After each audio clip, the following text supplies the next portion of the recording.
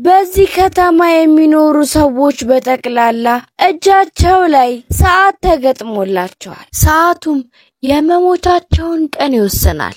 ታዲያ በዚህ አካባቢ የሚኖረው አንዱ የሆነው ዊሊያምስ ከእናቱ ጋር ብቻ ነበር የሚኖረው። ዊሊያምስ በጣም ደግና ሩሩ ስለነበረ ያለውንም ሰዓት ለደጎችና ለተለያዩ ሰዎች ያካፍላል። በህይወት ለመቆየትም የተለያዩ ስራዎችን ይሰራል። በዛም ነው ሰዓቱን የሚሞሉ። በከተማ ውስጥም የሰዎችን ሰዓት የሚሰርቁ ብዙ ሌቦችም አሉ። ዊልም ወደ አንድ መጠጥ ቤት ይገባና አንድ ጓደኛውን ያገኘዋል። ሄነሪም በጣም ሀብታም ስለነበረ ብዙ ሰዎችን መጠጥ እየጋበዘ ነበር። ዊል ከዚህ አካባቢ እንዲሄድ ቢነግረውም ጓደኛው ሄነሪ ምንም አልሰማውም ነበር። ዊልም ሄዶ ያንን ባለሀብት ሰውዬ ያናግረዋል። እዚህ አካባቢ ሰዓት የሚሰርቁ ሌቦች እንዳሉና ከዚህ አካባቢ እንዲጠፋም ይነግረዋል። እሱ ግን ምንም ነገር አልሰማውም ነበር። ወዲያውም ሰዓት የሚሰርቁት ሌቦችም ወደዛ ይገባሉ። ሄነሪም ምንም ማድረግ ስላልቻለ አንድ ጊዜ ብቻ ሽንት ቤት እንዲፈቅዱለት ጠይቆ ወደዛም ይሄዳል። ወዲያውም ዊል መጥቶ ያድነዋል። ሁለቱም ተያይዘው ከአካባቢው ይሰወራሉ። ሌቦቹም ቢፈልጓቸው ያጧቸዋል። ሄነሪንም የተቸገሩ ሰዎች ለምን እንደማይረዳም ይጠይቀዋል። ወዲያው ግን ሄነሪ እጁ ላይ ያለውን እንዳለ ሰዓት ወደ ዊሊያም አስተላልፎለት ራሱን ያጠፋል። በዚህም ምክንያት እናቱን ሲጠብቃት ግን ለእናቱ ግን ያለውን ሰዓት ማካፈል ሳይችል ቀርቶ እናቱ ትሞትበታለች። በዚህም ዊሊያም ሀብታሞቹ ጋር በመሄድ የቅንጦት ነገሮች ማድረግ ይጀምራል። በዛም ውስጥ ግን አንዷ የሀብታም ልጅ ትመለከተዋለች። በዚህም ፓሪስ ውስጥ ይገናኛሉ። ወደ ቁማር ቤት ውስጥም ገብቶ ያላቸውንም ሰዓት ይበላቸዋል። ዊልም በሌሎች ሴቶች ዘንድ በጣም ተወዳጅነትን እያተረፈም ይገኛል። ከሲልቪያም ጋር አብሮ ይደንሳል። ሁለቱም በጣም ስለተግባቡ አብሮ ወጣ ብለውም ለመዝናናት ይወጣሉ። በዚህም እሷ ከአባቷ ጋር በጣም ተደብቃ ስለነበረ ማንም ሰው እንዳያያቸው ውሃ ውስጥ ገብተው መዝናናት ይጀምራሉ።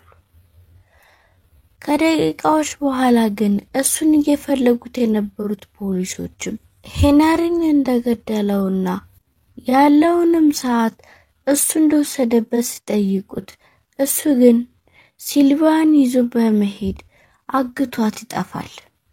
እሷም ነገሩ በጣም በስተስታትም ነገር ግን እሱ ፊት ደስተኛ እንዳልሆነች ታስመስላለች። የነ ሲልቪያ መኪና ተገልብጦ ስለነበር በአካባቢው ያሉት ሌቦችም ያላቸውንም ሰዓት ወስዱባቸዋል። እንደገና ሰዓታቸው ለማስሞላትም ወደ አንድ አካባቢ ሄደው ያስሞላሉ። ሲልቪያንም ወደ እናቱ ቤት ይዟት ይገባና የእናቱን ልብስ ያስለብሳታል። ዊልም ከአባቱ የተማረውን ቁማር ለሲልቪያ ያስተምራታል። የዊልም ሰዓት እያለቀበት ስለመጣ አንድ ሀሳብ ያስባሉ። ዊልም ነገሩ ስላላማረው ሲልቪያን ወደ ቤቷ እንድትመለስ ይነግራታል። እሷ ግን አብራው ሆና የአባቷን ንብረቶች በሙሉ ለመዝረፍ ታስባለች። አንዲት ባለሀብትም ሴትን ያስቆሙና ያላትን ጌጣጌጥና ሰዓት ይወስዱባታል። ዊልም ወደ አባቷ እንድትሄድ ይነግራታል። ነገሮች እንደማያምኑ ሲነግራት እሷ ግን እንዳፈቀረችውና አብሮ እንደምትሆንም ትነግርለታለች። አብሮም ጥሩ ጊዜ በማሳለፍ ከንፈር ለከንፈር ይሳሳማሉ። በሌላ ጊዜም ዊልና ሲልቪያን በጣም ተዋደዋል። ቀናቸውንም አብሮ በመሆን ያሳልፋሉ። በሌላ ጊዜም ሰዓት የሚቀመጥበትን ትልቁን ባንክ ይዘርፋሉ። ከዘረፉ በኋላም ለድሃዎችና ለተለያዩ ረዳት ለሌላቸው ሰዎችም ያከፋፍላሉ። ሌቦቹም ግን የሰዎችን ሰዓት ከመዝረፍ ወደ ኋላ አላሉም ነበር። ዊልና ስሚዝ ግን በታዋቂ ስለነበሩ በአካባቢው በሚሊዮን የሚቆጠሩ ሰዓትም አላቸው። አብረው ጥሩ ጊዜ እያሳለፉ ይኖራሉ። የፎርቲስ ቡድኖች ግን እነ ዊል ያረፉበትን ሆቴል በመፈለግ ላይ ናቸው። እነ ዊልም ቁጭ ብለው ጊዜያቸውን ያሳልፋሉ። ልክ ግን ሊሳሳሙ ሲሉ የፎርቲስ ቡድኖች መጥተው ፍቅራቸውን ያቆርፉባቸዋል። እነሱም በጣም ተደናግጠዋል። ዊል ጋር ያለውን እያንዳንዱን ሰዓት ለመውሰድም ከፊት ለፊቱ ያስቀምጠዋል። ሰዓት መውሰዱንም ጀመረ። ዊልም የፎርቲስንም ቡድኖች እንዳለ በሽጉጥ መቷቸው ቁማሩን ያሸንፋል።